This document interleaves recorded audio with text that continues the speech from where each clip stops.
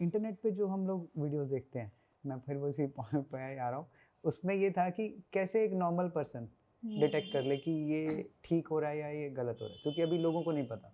आप as a expert तो उन चीज़ों को समझ सकते हैं कि थर्स्ट ठीक नहीं है या ट्रीटमेंट ठीक नहीं है। मतलब एक कॉमन लोगों के लिए जो इंटरनेट यूज़ करते हैं, जो कायरो देख रहे हैं, तो उनको ये सीधा सीधा कैसे समझ में आ सकता है कि ये ठीक है या गलत है, कौन सा ट्रीटमेंट ठीक है, कौन सा ट्रीटमेंट गलत है? क्योंकि देख रिजल्ट तो सब में वो बराबर दिखाते हैं कि भाई ये भी ठीक हो गया पेशेंट, इसके बाद में ये भी ठीक हो गया। तो मतलब एक नॉर्मली क्या है, कोई साइन है कि जिससे देख के लगे कि हाँ भाई ये ट्रीटमेंट ऐसे नहीं होता, ऐसे है, देखो, विदाउट एनी टेक्निकल जजमेंट तो गोइंग। मुश्किल है। मैं अच्छा। ऐसे बोलूँ, हम मतलब दिखने में दोनों एक जैसे लगते हैं, कायरोप्रैक्टिक सेम ही स्टेप्स। लगते हैं, पर कई चीज़ें जो वियर्ड लगती है ना देखने में, आप हाँ, देखोगे कि हाँ। यही इंसान कर रहा है, बाकी कायरोप्रैक्टर तो ये नहीं कर रहे हैं, तो नहीं, आपको फॉरेन वहीं पे। में कुछ फॉरेनर्स भी ऐसे हैं जो ऐसा कुछ वहाँ पे कुछ फॉरेन के चैनल्स भी ऐसे देखते हैं, तो वहाँ पे या भी कुछ देखो, ऐसी हर चीज़ें तरह का नज़र आती हैं। इंसान होता है, हमें ऐसे कमेंट भी तो नहीं करना चाहिए। हर तरह का हाँ। इंसान होता है, वो भी अपने आप को पॉपुलर करने के लिए बहुत कुछ दुनिया करती है ना? हुँ। तो जजमेंट तो हम देखो मतलब ऐसे देख के नहीं कर फीमेल सकते। को आप डायरेक्टली बोल सकते हैं कि भई ऐसा कुछ नहीं होता। हाँ, जो अगर क्योंकि अगर हमारे आपको इंडिया में। हाँ, क्योंकि ये बहुत बड़ा मैसेज जाना चाहिए, वो लोग उसको देख रहे हैं और इस वजह से डर भी रहे हैं कि हम मेल के पास नहीं जाएँगे, या हाँ। फीमेल के माइंड में तो बहुत कुछ रहता है। अरे फीमेल्स के मेल पर्सनैलिटीज़ जो घर में होती हैं, वही उनको अलाउ नहीं करेगी यहाँ पे जाने के लिए। डेफ़िनिटली इवन दो मैं भी कहूँगी कि ऐसे लोगों के पास नहीं जाना नहीं चाहिए। जाना चाहिए। कई ऐसी जगह होती है, देखो, जो कॉकेक्स की एडजस्टमेंट्स करते हैं, कॉकेक्स की एडजस्टमेंट मैं नहीं बोलूँगी कि होती है।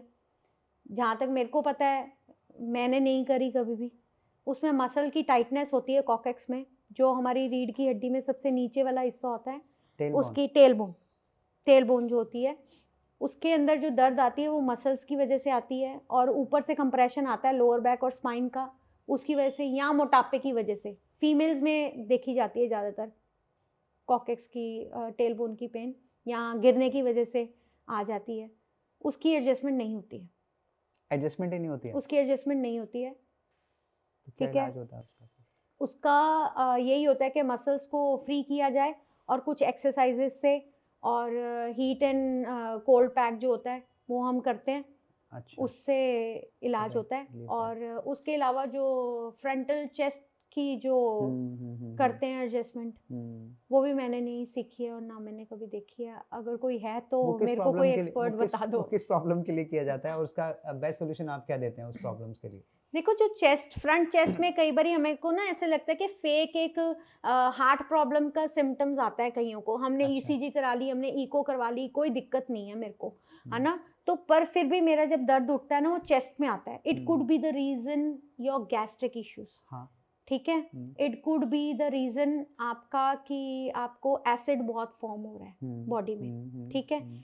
अब ये जो गैस्ट्रिक इश्यूज़ हैं, वो भी आपको पता है कि स्पाइन से रिलेटेड होते हैं। ठीक है, हमारे जो मिड बैक है, थोरैसिक एरिया होता है, उसमें कुछ ऐसे वर्टिब्रल्स हैं जिसका directly connection with stomach issues होता है, ठीक है। ठीक है?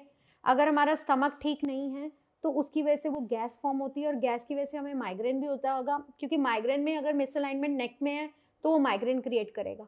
अगर वो हमारे थोरैसिक एरिया में है, मिसअलाइनमेंट हम कहते हैं कि सबलक्सेशन इन स्पाइन, तो अगर वहाँ का वर्टिब्रल अपनी जगह पे नहीं है, हुँ, उसकी वजह से हमारे फ्रंट चेस्ट में पेन आता है। हुँ। तो मसल की टाइटनेस और बैक में जो एडजस्टमेंट होती है, वो अगर गलत होती है ना, तो उसकी वजह से भी चेस्ट में पेन आ जाता है, चेस्ट में और बाजू में पेन आ जाना, ठीक है? तो उसकी फ्रंट से कोई एडजस्टमेंट नहीं होती है, स्पाइन की पीछे से है, बैक से ही एडजस्टमेंट होगी।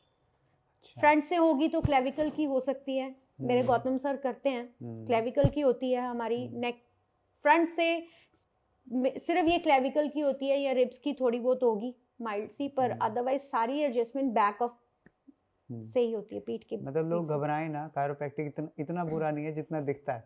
हाँ, बहुत सेफ है, सेफ है, हैं? बहुत सेफ है, अगर आप सेफ हैंड्स में हो, ठीक है? हुँ, वेदर कोई मेल है, फीमेल है, आप वो चिंता मत करो। हमें टेक्नीक सिखाई जाती है, किस तरह, किस पोजीशन में हमें अपने पेशेंट को लेना है।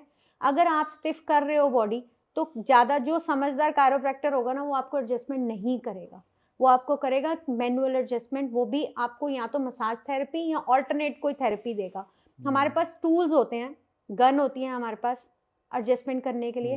मेरे पास कई पेशेंट आते हैं जो डरते हैं एडजस्टमेंट से भी, मैम आप करो ही मत, इसके अलावा कुछ कर सकते हो तो कर दो। तो अच्छा। आई यूज द गन, हाँ। कोई प्रॉब्लम नहीं है। हमारे पास जो कैरोप्रैक्टिक की एडजस्टमेंट वाली गन होती है हम उसको उसका करते हैं फंक्शन use। क्या रहता है, क्या कैसे काम करती है वो? उसमें क्या होता है कि पैरास्पाइनल पहले हम पूरी स्पाइन को एडजस्ट कर देते हैं और फिर जोन जोन से वर्टिब्रल्स हमें लगते हैं मिसअलाइंड है, जिस पोजीशन पे हैं उसको सेंट्रलाइज करने की कोशिश करते हैं। उसके हिट आता है एक हिट आता है। कभी आप मौका मिला दोबारा तो मैं आपको वो साथ लेके आऊंगी, तो मैं आपको दिखाऊंगी वो क्या चीज़ है।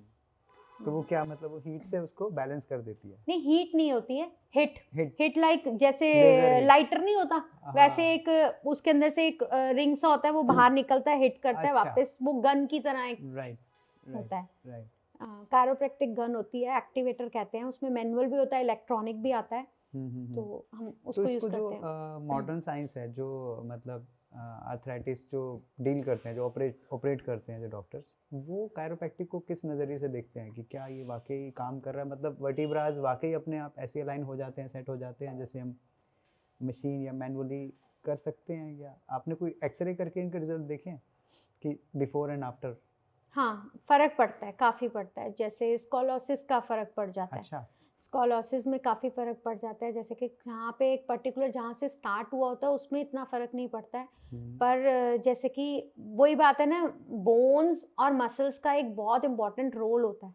जब हम मसल्स को एक जगह से टाइट हो रही है और दूसरी तरह से वीक हो रही है, उसके बाद उनको बैलेंस बना देते हैं और साथ में उनको मैनुअली हम रिलीजिंग से कर देते हैं, है ना, हाथ से भी रिलीजिंग देते हैं, एक्सरसाइजेस बताते हैं, तो बहुत अच्छा रिजल्ट आता है और मैजिकल रिजल्ट होता है। कई बार तो हमें भी लगता है कि मैंने तो सोचा नहीं था इतना अच्छा रिजल्ट आ जाएगा। क्या फीमेल आपके पास ज़्यादा आती होंगी, being as a female chiropractor आप लोग थोड़ा सा ज़्यादा फीमेल्स ट्रस्ट करते होंगे। बहुत सिक्योर्ड फील करती हैं मेरे पास आके, ऐसी बात नहीं है कि सिर्फ फीमेल्स आती तो हैं। जनरली क्या प्रॉब्लम्स होती है उनकी, और क्या आप उनको सजेस्ट करना चाहते हैं कि घर पे जैसे बहुत सारा काम करती हैं वो, तो क्या इश्यूज उनको होते हैं, या क्या वो मिस्टेक करते हैं जिस वजह से वो इश्यूज क्रिएट होते हैं?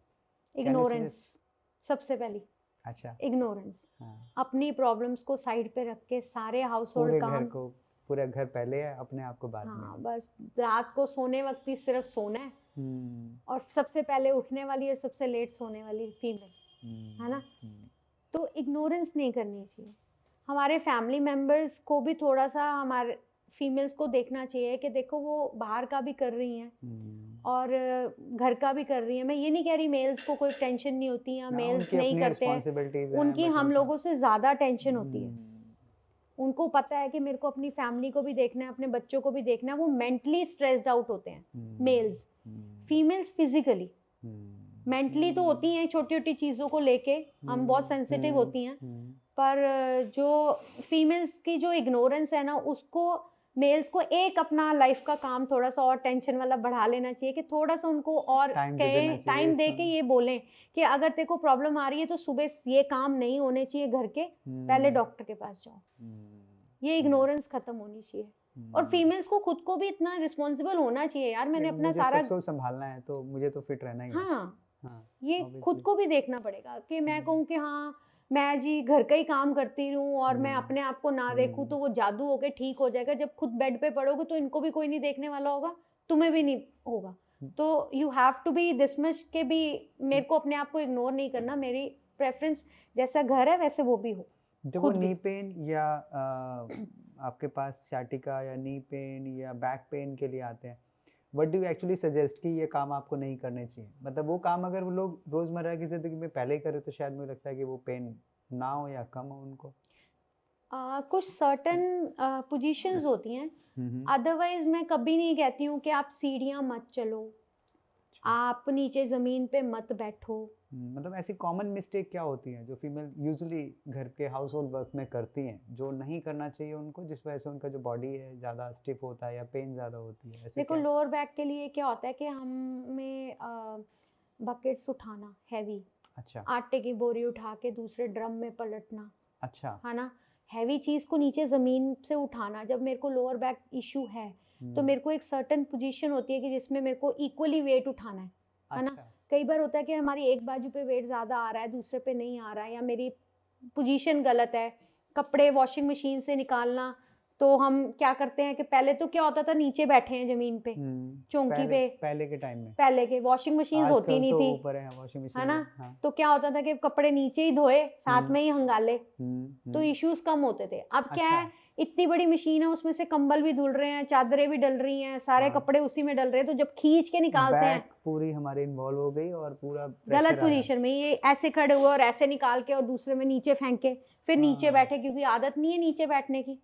पहले इंडियन पॉट्स होते थे, बिल्कुल। ठीक है, हमें नीचे पता था कि पूरा झुक के नीचे बैठना है मेरे को, हाँ। रोज सुबह दिन में एक बार तो बैठना पड़ता ही था, बैठना ही, हाँ, वो चाहे विलिंगली या नॉन जाना विलिंगली जाना ही पड़ता था, चाहे जाना ही- हमारे चोट लगी हो, चाहे सही कुछ बात भी है, हो, सही पेट बात में है, दर्द हो हाँ, चाहे ना वो एक हो, एक्सरसाइज उसके अंदर इनबिल्ट सबसे हो बड़ी गई। एक्सरसाइज होती। ये जो सही। इंग्लिश पॉट्स आ गए, हाँ, ये खत्म पोजीशन हो गया। कहाँ तक रही, सिर्फ ऊपर तक 90 डिग्री तक, बस उसके नीचे हम गए ही नहीं। जरा सी घुटने में दर्द है, डॉक्टर ने कहा कि इसने तो यार इतनी दवाइयाँ खा ली, ठीक तो हो नहीं रही, पहले इतनी सी बात बनी। आपने नीचे नहीं बैठना है, बस ठीक है ना, जमीन पे बैठेंगे, नहीं बैठोगे, गुरुद्वारे मंदिर जाओगे, ऊपर चेयर पे अलग बैठना से है। चेयर मंगवाओ। यंग से यंग आप देखोगे, बुजुर्गों से कम ज्यादा ज्यादातर लोग वहाँ यंग बैठे बैठे हैं। हुए हैं। सही बात है, सही बात है। जरा सी दर्द हुई लात में, इतने अरे मेरे तो दर्द होती है, मैं नीचे नहीं बैठ सकती, हाँ, बंद हो गया बस। बैठना। बस जब वो नीचे बैठना बंद हुआ, मसल्स कितनी ने एक्सरसाइज मसल्स है, बंद कर दी और एक्सरसाइज बिल्कुल खत्म हो गई और स्टिफ हो गया वो। ये सब चीजें। जब हमारे कोई तकलीफ होती है ना, उस तकलीफ का इलाज सही ढंग से ढूंढ कर, जो पोजीशंस में हमारे को प्रॉब्लम आ रही है, तो वो क्यों आ रही है उसका रीजन जानकर अब वो पोजीशंस को अवॉइड ना करो, बैठो। मैं कहती हूँ जो एक एक्टिव इंसान है, जो ठीक है, उसको एक बार दिन में जमीन पे लेटना, अच्छा, और बैठना, चौंकड़ी मार के, आलती पालती मार कर बैठना जरूरी कितनी चाहिए। देर के लिए? डिपेंड करता है आप कितनी देर बैठ टाइम सकते हो, है जितना मैक्सिमम आप बैठ 5 सकते हैं। मिनट 10 मिनट, जहाँ जितना खाना बचता नीचे है। बैठ के खाओ। अच्छा। कई फैमिलीज नीचे ही जमीन पे बैठ के खाना खाती हैं, क्यों हाँ। खाती हैं?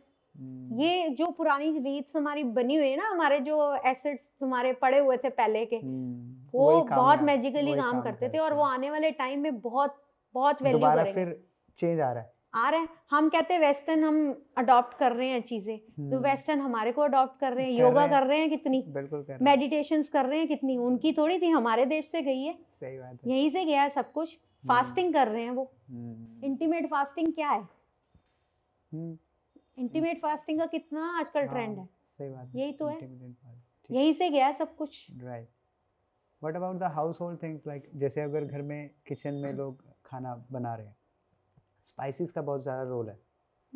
वात बढ़ना, कहीं कहते हैं ना वाई हो गई, तो खाने में क्या प्रिकॉशंस रखें जिस टाइम खाना बना रहे हैं? तो व्हाट डू यू सजेस्ट कि फीमेल, क्योंकि फीमेल जैसे घर संभालती हैं वो करती हैं, तो अगर वो कुछ स्पाइसेस या कुछ तरह की अगर वो स्पाइसेस, हाँ, कुछ मसाले ऐसे यूज़ कर लें या कुछ ऐसी चीज़ें यूज़ कर लें जिससे वो मतलब वाई हेल्दी। बादी कम हो। हाँ।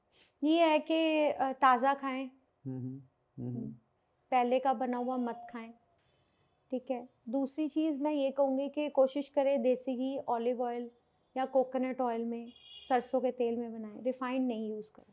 अच्छा। रिफाइंड हो गया, डालडा हो गया, ये सब चीज़ें नुकसान करती है, जमती है अंदर। देसी घी भी यूज़ करना है तो प्योर बढ़िया वाला कोशिश करो, थोड़ी मेहनत लगती है, खुद जाओ कहीं, खुद जाओ, फाइंड आउट करो गांव में, पिंड में, अपने जहाँ सब भी, मिलता हाँ, ही है बढ़िया, हाँ, थोड़ा ज़्यादा ले आके रख लो, वो कौन सी चीज़ें खराब होती नहीं है, होती है। खराब थोड़ी होती है। और कोशिश करो सस्ते देखो मत, मैं ये नहीं कहती सस्ती चीज़ बेकार होती है, पर Ingredients प्योरिटी में समझो, देखो, प्योरिटी समझो उसका, प्योरिटी वाली चीज़ लाओ, क्योंकि फैमिली ने खाना है। अगर आप 4 पैसे अपने खाने पे नहीं खर्चोगे ना, अपनी अच्छी डाइट पे नहीं खर्चोगे ना, तो आने वाले टाइम पे डॉक्टर्स को दे के आओगे, वो तो देते हैं, दे हमें के पता है, आएंगे। हमारे लोगों की जरूरत ही तभी पड़ती है ना। सही है। तो पानी खूब पियो, मैं यही बोलूँगी, पानी अच्छा पीना चाहिए हर किसी को, वाटर इनटेक अच्छा रखो और हेल्दी खाओ। गुड फैट्स, हम कहते हैं ना, देसी घी, रोटी नहीं चौपड़ के खानी भी, अच्छा। देसी घी नहीं लगा के खाना, ये अच्छा नहीं है, इससे मेरे को फैट हो जाएगा, दाल में देसी घी नहीं डालना, है ना, सिर्फ ऐसे सूखी दे दे मेरे को, कम घी वाली दे दे। कार्ब्स बंद करो। अच्छा। कार्ब्स बंद करोगे, वेट भी मेंटेन रहेगा, हेल्दी भी रहोगे। अल्टरनेट क्या है रोटी के बदले? आप चीला वगैरह बना लें। बेसन बेसन भी कम, मतलब कोशिश करो कि सब्जी ज़्यादा खाओ, दही खाओ, अच्छा, देसी घी खाओ, ज्वार, रागी, हाँ, ये दिन में एक बार मिलेट्स की बना लो दिन में एक बार, और ये नहीं कि 4-5 मिनट्स मिक्स करके उसकी बना लो, नहीं। कभी एक कभी दूसरा, बाजरे की बना alternate- ली, कभी alternate रागी की करते बना हो। ली, है ना। Right. कभी थोड़ा सा एक आधी बार हफ्ते में एक बार वीट भी खा लो, कोई बात नहीं। सही। बुजुर्गों के लिए क्या कहना चाहोगे? ज़्यादातर बुजुर्ग क्योंकि नी पेन और बैक पेन बुजुर्गों में, जैसे हमें पता है कि 50 के बाद में होता ही है रीजनरेशन या जो भी है, व्हाट यू सजेस्ट कि उनको, क्योंकि आप पेन मैनेजमेंट करते हैं, कि उनका पेन कम से कम हो, मतलब पेन तो हो बट कम हो, उनको बाकी चीज़ों से उनको सहने की शक्ति मिल जाए। देखो जो बुजुर्ग है ना, मैं उनको कहती हूँ कि वॉक ज़रूर करो, आसपास में कोई भी पार्क है, पार्क में जाके बैठो, धूप सेको, बातें करो, हर तरह की अच्छी बुरी सब अपना दिल खोल के हल्का अपने कर दो अपने फ्रेंड्स आप, हल्का कर बनाओ दो अपने आप अच्छे। को। हाँ, हमने पार्टी पे तो जाना नहीं अब, है ना। ठीक है। गुरुद्वारे जाओ, मंदिर जाओ, मस्जिद, जो आपका रिलीजन है वहाँ जाओ रेगुलर। मेल्स जाते हैं बुजुर्ग, जो फीमेल्स हैं वो घर पे रहती हैं। नहीं, जाओ, चाहे थोड़ा सा वॉक करके आओ, पार्क में बैठो आसपास के, और पानी पियो खूब, पानी अच्छी तरह पिया जाए। और उसके अलावा जो आप कहते हो ना मेरा खाना खाने का मन नहीं करता, मैं सिर्फ एक फुल्का खाता हूँ पूरे दिन में या खाती हूँ, तो आप कोशिश करो कि आप अपनी सब्जी बढ़ा दो, सब्जियाँ थोड़ी अच्छी क्वांटिटी में खाओ। बेशक आपको जो अच्छा लगता है खाने में वो आप खाओ, पर खाओ ज़रूर। फ्रूट्स खाओ, स्मूदी बना लो फ्रूट्स की, सारे फ्रूट्स को इकट्ठा करके सुबह एक बार स्मूदी, 5 फ्रूट्स कोई भी आप वो बना के पियो, और थिक स्मूदी पियो। अच्छी डाइट लो, हेल्दी रहेंगे। और एक्सरसाइज, फिर मैं कहूँगी एक्सरसाइज थोड़ी बहुत तो ज़रूर करें, योगा या वॉक बहुत ज़रूरी है। और दिल हल्का, टेंशन फ्री होना बड़ा ज़रूरी है। गुड। यंग फीमेल्स के लिए? यंग फीमेल्स के लिए भी वही, पानी खूब पियो, एक्टिव रहने के लिए हर काम करना ज़रूरी है, और एक्सरसाइज करो, gymming, yoga, strengthening exercises, stretchings हो गए, मॉर्निंग स्ट्रेचिंग्स ज़रूर करने चाहिए हमें। और प्रोटीन इनटेक अच्छा होना चाहिए आपका, whether it is a supplement और बाय फूड लेना चाहिए हमको। प्रोटीन हम फीमेल्स को ज़रूरी होता है लेना, साथ में सप्लीमेंट्स ओमेगा 3 और मल्टीविटामिन आफ्टर एज 30 ज़रूरी है, लेने चाहिए सबको। प्रोटीन सोर्सेज वेज में? वेज में कम है, पनीर और सोया और टोफू, बस यही है। नॉन वेज में? नॉन वेज में तो बहुत है, चिकन खा सकते हो, और मटन में पता नहीं होता है, मटन में पता नहीं। मैं वेजिटेरियन हूँ, मेरे को ज़्यादा नहीं पता, पर नॉन वेज में तो होता ही है। चिकन वाले बंदों ने और कहीं जाना ही नहीं, चिकन ही खा दो, रोज़ रोज़ सुबह शाम चिकन दे दो। पर चिकन में अच्छा प्रोटीन होता है, पर उसमें फैट भी होता है, ध्यान रखना है ना। तो चिकन है, पनीर है, एग्स हैं, खा सकते हैं। राइट। तो मैम बहुत से मिथ्स हैं मतलब कायरोप्रैक्टिक को लेके, आपके पास बहुत से लोग आते भी होंगे, बहुत से क्वेश्चंस करते होंगे, बहुत सी ऐसी अजीब अजीब सी बातें करते होंगे, आपको होगा कुछ उनमें से ध्यान की भी, लोग ये बोलते हैं, ऐसा ऐसा सोचते हैं इस ट्रीटमेंट के बारे में, तो कुछ है आपको है ध्यान की, लोग क्या क्या बोलते हैं, कैसे कैसे, कि भाई हम तो ये सोचते थे, ये तो ऐसा है। हाँ, कई जैसे पहले अवेयरनेस नहीं थी कायरोप्रैक्टिक होती क्या है, सबको लगता था कि ऐसे ही है। कायरोप्रैक्टिक की अवेयरनेस जो है वो अब आनी शुरू हुई है, वो भी जब एनआरआईज बाहर से आए हैं और उन्होंने देखा है कि इतने इतने डॉलर्स एक सिटिंग के लिए वो देने लग गए हैं, तो वो अपने पेरेंट्स जो हैं यहाँ पे रहते हैं उनको बोलते हैं कि अपने यहाँ के आसपास के कायरोप्रैक्टर्स के पास जाओ और भी उनको दिखाओ। तो उनको लगता था कि ये क्या है, कुछ भी नहीं है, इन्होंने क्या हाँ, कुछ भी नहीं किया, हाथ ही तो कड़ाके लगाया। बजाते हैं और हाँ, बंदा ठीक होता है इससे, सही बात है। कुछ नहीं कर सकते ये, हाँ, ये तो ऐसे ही पागल बना रहे हैं। हाँ, पर कई पेरेंट्स आते भी हैं और दे सेज के भी हमें पहले लगता था कि ये कुछ नहीं है, पर सच में काम रिजल्ट मिला करता है। है, हाँ, रिजल्ट मिलता है। कड़ाके क्यों निकलते हैं वैसे, इसका लॉजिक क्या है? गैस्ट्रिक फॉर्म हुई होती है, उस जगह पे ब्लॉकेज हुई होती है, सर्कुलेशन नहीं होता ब्लड का वहाँ पे, जैसे वो भी हम एडजस्ट करते हैं तो वो एक साउंड आती है। ज़रूरी नहीं है साउंड सबके आए, सबसे बड़ी बात ये ज़रूरी नहीं है कि मैं जिसकी एडजस्टमेंट कर रही हूँ उसकी साउंड आए। अच्छा, लोगों को लगता है कि भाई साउंड आएगी तो मेरा इलाज ठीक हुआ है। हाँ, नहीं, ये भी बड़ा होता है।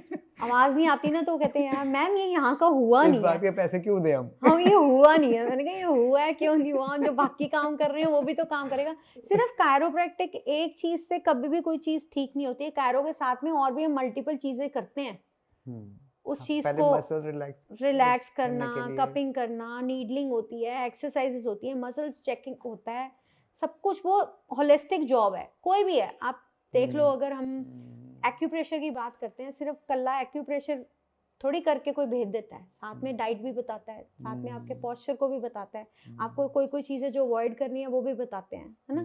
तो ऐसा नहीं है, कोई भी चीज़ है उसके साथ कई चीज़ें इन्वॉल्व होती हैं, फिर एक काम होता है। लोग समझते हैं महंगा है, पर सिटिंग कॉस्ट बड़ी ज़्यादा चार्ज करते हैं लोग, मतलब काम तो कुछ करते ही नहीं है, दिखता है कि भाई ये तो गए, ऑब्जर्व किया और थोड़ा सा बस इन्होंने कट किया और भेज दिया, they are charging too high. हमने सीखने पे भी तो बहुत चार्जेस लगे हैं। आप देखो ऑपरेशन पे इतने पैसे खर्चते हो, सही बात हैं? है।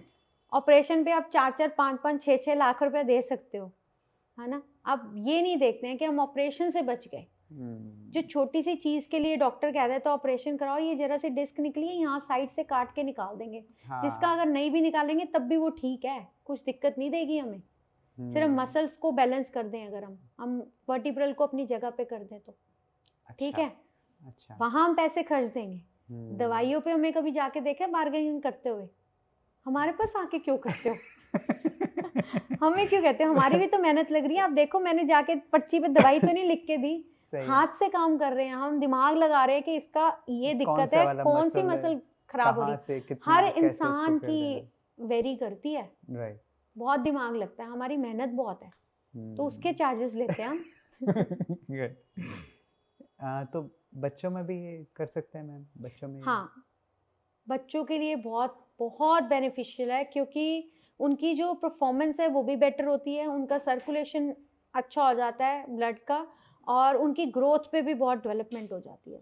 क्या होता है कि आजकल हम देख रहे हैं कि मोबाइल और लैपटॉप पे ही पढ़ाई हो रही है ज़्यादातर। वो उनकी गलती नहीं है, ये हमारा आगे आगे टाइम जनरेशन जो है वो एडवांस हो रही है, लेवल अब पढ़ाई का चेंज हो रहा है ना। तो नेट के थ्रू ही उनको पढ़ना है, अगर हम उनको उस चीज़ से दूर भी रखेंगे तो वो अवेयर नहीं हो पाएंगे आने वाले वर्ल्ड से। तो इसके लिए हम देखते हैं कि बच्चों को स्पेक्स लग रही हैं बहुत ज़्यादा, आईसाइट वीक हो रही है, उनको नेक में पेन रहता है, हैवी बैग्स लेने की वजह से उनके बैक में पेन रहती है। तो उनकी एडजस्टमेंट्स और एक्सरसाइजेस जो हम पर्टिकुलर बताते हैं बच्चों को, वो कराई जाएगी तो उनकी जो ग्रोथ है वो बहुत अच्छी होगी। जैसे बच्चे जो लीन होते हैं या हैवी भी हैं, उनके बैक में पेन रहती है, पेरेंट्स खुद बैग पकड़ के ला रहे हैं कि इतना भारी बैग है, ये थक जाता है और बहुत ज़्यादा परेशान रहता है, खाना नहीं खा रहा, उन लोगों के लिए भी कायरोप्रैक्टिक बहुत बहुत इफेक्ट करती है। आने वाले टाइम में जो चीज़ बचपन में बिल्डअप हो रही है, जैसे सर्वाइकल इश्यूज उनको बचपन में बिल्डअप हो रहे हैं बैड पोस्चर की वजह से, क्योंकि उनका बैग ऐसे झुके रहना, फोन देखना है तो ऐसे देखना, ऐसे करके बैठना या ऐसे टेढ़े होके लेट जाना, है ना। वो पोस्चर वो अडेप्ट कर लेते हैं बचपन में, वो ही आगे चलता है बड़ी एज में वर्स होने के लिए। अगर हम उधर ही उन्हें स्टॉप कर देंगे, उनको बता दिया जाएगा कि this is not good for your health और इससे आपको ये प्रॉब्लम्स आ रही हैं, और जब वो ठीक होंगे वो अपने आप नेचुरली उस पोजीशन पे नहीं जाएंगे। अगर मेरे एक लात में दर्द है और मेरे को पता है कि मैं इसके ऊपर भार डालूंगी तो मेरे को दर्द आएगा, तो मैं नेचुरली दूसरी लात पे खड़ी होना शुरू कर दूंगी। जब मैं दूसरी लात पे खड़ी होना शुरू कर दूंगी, थोड़े टाइम बाद वो भी दर्द करने लग जाएगा, है ना। तो बैलेंस वहीं पे खराब हो गया। सेम वे विद बच्चे ऑल्सो, बच्चों को क्या प्रॉब्लम आती है कि मेरे को पता है कि मैं इस पोजीशन में सारा दिन बैठा रहता हूँ, पढ़ रहा हूँ तो ऐसे पढ़ रहा हूँ, फोन देख रहा हूँ तो ऐसे देख रहा हूँ, लेट रहा हूँ तो ऐसे करके फोन देख के, है ना, गलत पोजीशंस में जाना। तो उनको पता है कि अब यहाँ दर्द शुरू हो गई, मम्मी को बताऊंगा तो डांट पड़ेगी, तो दूसरी पोजीशन में चले जाते हैं। तो वो उनको वो अपना हैबिट बना लेते हैं, वो ठीक होता है तो वो एक्टिव होते हैं, इग्नोरेंस उनमें ज़्यादा होती है और अवेयरनेस भी नहीं होती है, छोटे हैं, है ना। तो अगर उस टाइम पे पेरेंट्स हमारे पास लेके आएंगे, उनको हम सही पोस्चर्स, सही एक्सरसाइज जो उनके लिए बेस्ट है वो की जाएगी, तो बहुत इफेक्टिव होती है। ऐसा तो नहीं इसकी आदत पड़ जाए, बार बार इसको करवाना ही जाना पड़े? लोग समझते हैं कि अगर एक बार हम गए तो हमें इसकी आदत पड़ जाएगी, हमें बार बार जाना पड़ेगा इसके लिए। नहीं, ऐसा कुछ नहीं होता है। देखो, ज़रूरत तब पड़ती है जब हमारी बैलेंस नहीं होगा बॉडी में। जब बैलेंस हो जाएगा मेरे अगर शोल्डर्स में इश्यू आ रही है या मेरी बैक मिड बैक में दिक्कत आ रही है, अगर उसमें स्ट्रेंथ आ जाएगी जब हम एक्सरसाइजेस करेंगे और जब मैं एडजस्टमेंट करके भेजूंगी और उसके बाद जो उसको मेंटेन करने के लिए मैं एक्सरसाइजेस बताऊंगी, वो अगर आप कर रहे हो और उसके बाद आपको वो प्रॉब्लम दोबारा आती नहीं है और मेरे हिसाब से ज़रूरत नहीं पड़ती है। कोई और दिक्कत हो जाए तो अलग बात है, आपके किसी और लाइफस्टाइल की मिस्टेक्स की वजह से, पर वो प्रॉब्लम मेरे को श्योर है कि वो नहीं आती है दोबारा। Thank you ma'am. तो अभी क्या एक मैसेज देना चाहेंगे आप लोगों को कि भाई जो मिथ्स हैं या जो और भी चीज़ें हैं जो लोग कॉम्प्रोमाइज़ करते हैं, जैसे थोड़ा सा भी उनको इशू हुआ तो दे आर कॉम्प्रोमाइजिंग, कि अगर एक पैर में प्रॉब्लम हुआ तो दूसरे पैर के सहारे खड़े हो जाएंगे, या बैक में हल्का सा इशू हुआ तो चलने देंगे, फिर और ज़्यादा बढ़ता जाएगा। तो क्या आप एक मैसेज देना चाहते हैं लोगों को भी कायरोप्रैक्टिक इतना बुरा नहीं है जितना वो देखते हैं? आप साउंड से नहीं डरो, कायरोप्रैक्टिक एक बहुत अच्छी टेक्निक है, आपको कई बीमारियों से इलाज दिलाती है। ज़रूरी नहीं है आपकी लेग में इशू है, आपको शोल्डर्स में इशू आ रहा है या आपके आर्म में, हैंड्स में नमनेस आ रही है, तो उसके लिए ही डॉक्टर के पास या कायरोप्रैक्टर के पास जाना है। आप उसके अलावा भी आप आ सकते हैं हमारे पास। और जो क्रैकिंग साउंड होती है उससे आप डरो नहीं, हमको वो कोई प्रॉब्लम क्रिएट नहीं करता है, वो गैस्ट्रिक साउंड होती है और कुछ नहीं होता है उसमें। और ज़रूरी नहीं है सबको वो साउंड आए, अगर आपको वो चीज़ नहीं पसंद है तो हम लोगों के पास और भी ऑल्टरनेट होते हैं उसका और भी कोई सब्स्टिट्यूट होता है जो हम कर सकते हैं। और इसके अलावा मैं अगर डाइट्स की बात करूँ तो आप पानी खूब पियो, मैं बार बार बोलती हूँ कि वाटर इनटेक हमारा अच्छा होना चाहिए और अच्छी हेल्दी डाइट होनी चाहिए, मल्टीविटामिन्स और ओमेगा प्रोटीन, ये हमारी डाइट में ज़रूर होना चाहिए। और इसमें ऑकवर्ड पोजीशंस कुछ होती नहीं है, ऑकवर्ड थर्स जो इंटरनेट पे देखते हो वो होते नहीं है, वो नहीं होते हैं तो सिंपली बस वीडियो के लिए होते हैं, रियलिटी में वो नहीं होते हैं, नहीं होते, वो रियलिटी में अगर नहीं कोई होते। कर रहा है तो नहीं जाओ, कर रहा है तो ये आपके ऊपर है जाना है कि नहीं जाना, पर वो सब कुछ होता नहीं है जो रियल नहीं है, ना रिजल्ट ओरिएंटेड है और No. ना वो कहीं ना कहीं वो किसी भी तरह से रियल थ्रस्ट भी रियल नहीं है, नहीं वो थ्रस्ट रियल नहीं है। और वो आप उनसे डरने की जरूरत नहीं है। ऐसा नहीं है आप सोचो कि सारे कायरोप्रैक्टर्स ऐसे होते हैं, हम लोग बहुत अच्छे होते हैं हम बहुत अच्छे हैं, ऐसे नहीं होते हैं सब। और आप ये नहीं सोचो कि भी ऐसा सब जगह करा जाता है, सब जगह नहीं होते। ये सिर्फ अपने आप को फेमस करने के लिए कुछ कुछ लोग इस चीज़ों को अडॉप्ट करते हैं, कोई बात नहीं, वो उनका प्रोफेशन है, उनको जो अच्छा लगता है, हर इंसान को फ्रीडम है सब कुछ करने के लिए। पर ये बुरा लगता है देख के कि भी हमारे प्रोफेशन में ऐसे लोग नहीं होने चाहिए जो दूसरे कायरोप्रैक्टर्स के ऊपर उंगलियां उठवाएं, ये गलत है। मतलब लोगों का माइंडसेट जो है ना वो गलत नजरिया हो जाए बिल्कुल। कि एक ट्रीटमेंट को लेके अगर वो उस ट्रीटमेंट से उस बात के लिए डरे रहेंगे, वो वंचित रह जाएंगे, उस तक जाना नहीं पसंद करेंगे, कहेंगे नहीं नहीं ये तो ऐसा होता है, ऐसा होता है। हाँ, वो घर के बड़े नहीं आने देंगे। अगर मैं भी होंगी, अगर मेरे को ये प्रोफेशन के बारे में नहीं पता होता तो मेरे को अगर कोई कहे जाने के लिए, मैं कहे नहीं है, मैं भी मना करती, नहीं I do for some safe, कहीं और सेफ, इससे अच्छा तो तुम मेडिसिन ले लो, ये कर लो, वो कर लो, वहां नहीं जाना, है ना। तो ये जो दिखाया जाता है ये सब कुछ, इस मिथ से बाहर आओ, मिथ से बाहर आओ, हम बहुत सेफली करते हैं सब कुछ।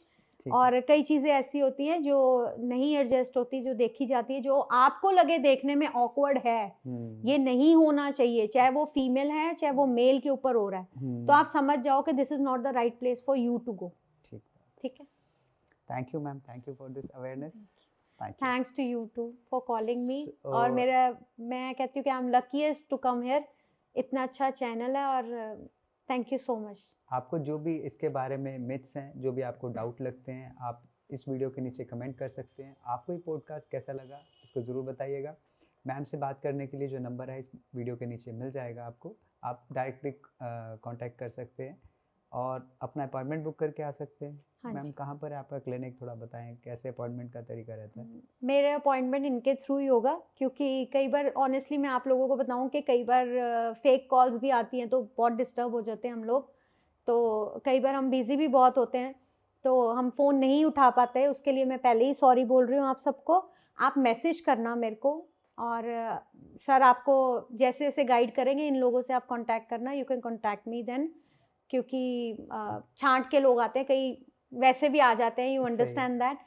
तो फीमेल देख के हमें पता है, सही बात है। तो इस करके। और उसके अलावा मेरा क्लिनिक दिल्ली में है। दिल्ली के जितने भी लोग मेरे को कांटेक्ट करना चाहते हैं तो वो भी आ सकते हैं, आउट ऑफ दिल्ली भी आ सकते हैं। पर आप लोगों को मेरे पास रहने का इंतज़ाम हाँ, नहीं होगा क्लिनिक तो है सुभाष नगर में हाँ, आपका सुभाष क्लिनिक। नगर में मेरा क्लिनिक है, तो आपको अपना जो रहने का इंतज़ाम खुद करना पड़ेगा। आप मेरे पास ट्रीटमेंट के लिए वैसे आ सकते हैं। विजिट कितना रहता है आपके पास, मतलब फ्रीक्वेंटली विजिट कितना करना होता है यूज़र को यूजुअली? देखो, वंस आप आउट ऑफ द टाउन अगर आ रहे हो तो आप 1 हफ्ता 10 दिन लेके आना। अच्छा। हाँ, और अगर आप इन द टाउन हो तो फिर मैं उस हिसाब से आपकी प्रॉब्लम को देख के हमें करना पड़ता है कि कितना टाइम जो लगेगा। डेली और होता है ये सिटिंग या हाँ, वीक कुछ तो 3-4 दिन तो मेरे को डेली Regular. चाहिए, क्योंकि I need to read your body, startup में, है ना? राइट। कि मेरे को देखना है कि आपके अंदर क्या हम्म, चेंजेस आ रहे हैं ठीक और है। कितना टाइम लगेगा आपको ठीक होने में। सो आप कांटेक्ट कर सकते हैं, और जो भी क्वेरीज है उसमें आप हमें कमेंट बॉक्स में भी भेज सकते हैं, और हमारे करनाल प्लस के नंबर के थ्रू आप मैम से अपॉइंटमेंट लेके बात भी कर सकते हैं। आपकी कोई भी क्रिटिकल प्रॉब्लम क्यों ना हो सकता है शायद वो छोटी सी आपकी कोई मेंटल इशू क्यों ना हो, उससे भी आपका पूरा बॉडी पेन कनेक्टेड हो सकता है। आप एक बारी बात करके अपनी प्रॉब्लम का सोल्यूशन जरूर जान लीजिएगा। Thank you. Thank you so much. Thank you. Thank you.